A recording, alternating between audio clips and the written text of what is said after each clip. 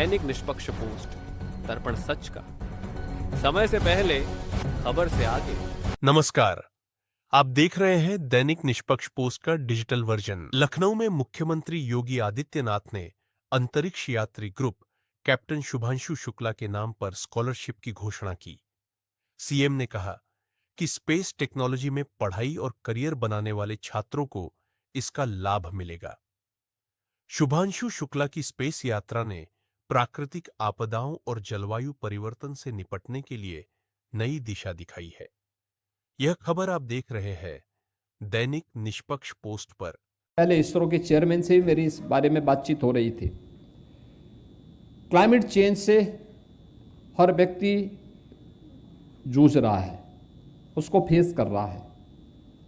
आप देख रहे होंगे कहीं पे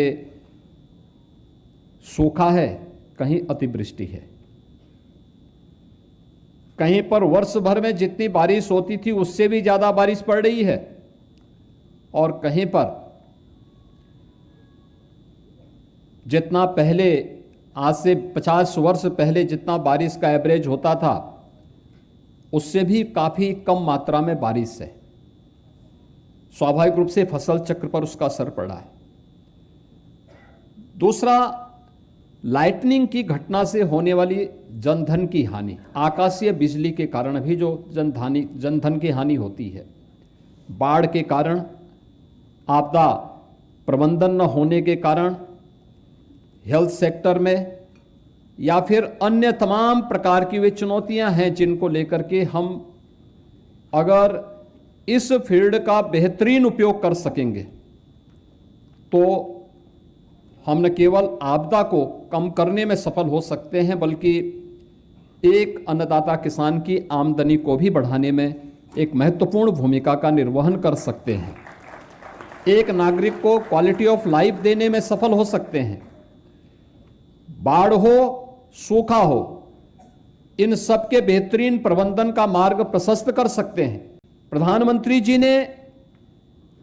जब स्टेम एजुकेशन की बात कही है, साइंस, टेक्नोलॉजी, इंजीनियरिंग, मैथमेटिक्स के फील्ड में जो हमारा युवा अपना कैरियर बनाना चाहता है, उन युवाओं के लिए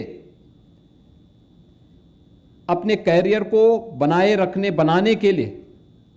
इस फील्ड में क्या अवसर है, इसकी आवश्यकता क्या है, स्पेस टेक्नोलॉजी कैसे विकास के नए द्वार खोल सकती है, कैसे उन्हें आगे बढ़ने के लिए प्रेरित कर सकती है, कैसे हम ईज ऑफ लिविंग के लक्ष्य को और क्वालिटी ऑफ लाइफ के उस विजन को प्राप्त कर सकते हैं, कैसे आपदाओं को नियंत्रित करने में हमें सफलता प्राप्त हो सकती है और आने वाली उन चुनौतियों का सामना हम आसानी से कर सकते हैं, जिसके बारे में अब भारत उस दिशा में पिछले 11 वर्षों में तेजी के साथ कदम बढ़ाते हुए आगे बढ़ा है। और इसलिए आज का ये नागरिक अभिनंदन केवल एक लखनऊ के पुत्र का लखनऊ में अपनी सफलतम स्पेस यात्रा के उपरांत तो वापसी के उपलक्ष्य की ही एक यात्रा मात्र की उपलब्धि के कारण नहीं, बल्कि भविष्य की उन उपलब्धियों के लिए एक नए द्वार खोलने का हम सब के लिए इस यात्रा के द्वारा जो मील का पत्थर साबित होने जा रही है, उसे हम किस रूप में सफलतापूर्वक अचीव कर सकते हैं, उस दिशा में आगे बढ़ने का एक अवसर भी है। आज के इस अवसर पर मैं उत्तर प्रदेश के विज्ञान और प्रौद्योगिकी विभाग से भी इस बारे में कहूंगा कि साइंस एंड टेक्नोलॉजी विभाग प्रदेश के अंदर, प्रदेश के जो कार्यक्रम चल रहे हैं, इन सभी कार्यक्रमों के साथ ग्रुप कैप्टन शुभांशु शुक्ला के अनुभवों का लाभ लें। एक और हम लोग चाहेंगे कि चूंकि वह उत्तर प्रदेश के पहले ऐसे स्पेस मिशन के साथ जुड़ने वाले पहले यात्री बने हैं, तो हम लोग एक स्कॉलरशिप से ग्रुप कैप्टन शुभांशु शुक्ला के लिए ही जारी करेंगे, जो उन छात्रों के लिए हम जारी करेंगे जो छात्र स्पेस टेक्नोलॉजी में अपना उच्च अध्ययन अर्जित करना चाहते हैं। ये मुझे प्रसन्नता इस बात की है कि आज से 3 वर्ष 4 वर्ष पहले उत्तर प्रदेश के अंदर स्पेस टेक्नोलॉजी पर किसी भी विश्वविद्यालय में और किसी भी हमारे संस्थान में कोई भी पाठ्यक्रम नहीं था, उसका कोई सिलेबस नहीं था, कोई डिग्री, कोई डिप्लोमा, कोई सर्टिफिकेट कोर्सेज नहीं थे। और आज मुझे बताते हुए प्रसन्नता है कि कल गोरखपुर में मदन मोहन मालवीय टेक्निकल यूनिवर्सिटी का कल कॉन्वोकेशन है और संभवतः इसरो के चेयरमैन बी नारायण संभवतः उसी कॉन्वोकेशन कार्यक्रम में गोरखपुर जा रहे हैं। गोरखपुर में भी, AKTU में भी और उत्तर प्रदेश के अंदर आज 1 दर्जन से अधिक ऐसे टेक्निकल इंस्टीट्यूशंस हैं जिनमें अब स्पेस टेक्नोलॉजी को लेकर के उन्होंने अपना डिग्री कोर्सेज प्रारंभ किया है। ये चीजें दिखाती हैं कि भारत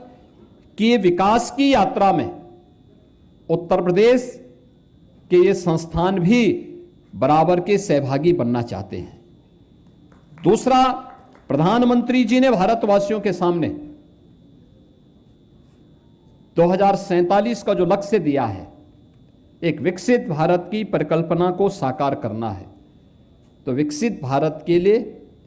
हमें विकास के उन सभी क्षेत्रों के लिए अपने द्वार खुले रखने होंगे जहां जहां अभी तक वह संभावना हमारे लिए आगे बढ़ने की है। ये केवल हमारे लिए आज की सफलता नहीं है, ये केवल भविष्य को आगे बढ़ने की ही नहीं है। याद करना, यह भारत की वह सफलता है जो भारत को विरासत में मिली हुई है, भारत के जीन्स का हिस्सा है। भारत की इस अभियान के साथ अगर हम जब जुड़ते हैं तो जुड़ते हैं उन अभियानों के साथ जो पहले से ही आपके बारे में, आपकी चेतना के उस उच्च आयाम के माध्यम से भारतीय मनीषा ने बहुत विस्तृत तरीके से उसे प्रस्तुत करने का प्रयास किया है। कभी आप उनको देखेंगे, उसके बारे में जानने का प्रयास करेंगे और फिर आज के इस अनुभव और इस एक्सपेरिमेंट और इस एक्सपीरियंस को एक दूसरे के साथ शेयर कर पाएंगे तो मुझे लगता है कि उन गणनाओं में और आज की गणना में कहीं भी कोई मतभेद नहीं होगा, ये जरूर मैं विश्वास के साथ कह सकता हूं। आज के इस अवसर पर जब विरासत और विकास की इस यात्रा को एक अनंत ऊंचाइयों तक आगे बढ़ने का एक अवसर प्राप्त हो रहा है, 2027 का गगनयान के साथ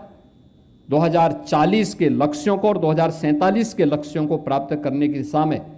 हम सब की भी सहभागिता उसके साथ जुड़नी चाहिए। इस विश्वास के साथ मैं आज के इस अवसर पर लखनऊ के ही सपूत और पूरे भारत के लिए जिन्होंने अभी अपनी स्पेस यात्रा के दौरान ISS के माध्यम से पूरी दुनिया की परिक्रमा कई बार करके उन अनुभवों और उन शोध को जो भारत के वैज्ञानिक इस फील्ड में आगे बढ़ाना चाहते हैं, उसके लिए उनका अनुभव एक नई भूमिका के साथ भारत को आगे बढ़ने में मदद करेगा। अगर आपको हमारी यह खबर पसंद आई हो तो वीडियो को लाइक करें और ऐसे ही विश्वसनीय और तेज खबरों के लिए हमारे चैनल को सब्सक्राइब करें। बेल आइकन दबाएं ताकि हर अहम अपडेट आप तक सबसे पहले पहुंचे। धन्यवाद।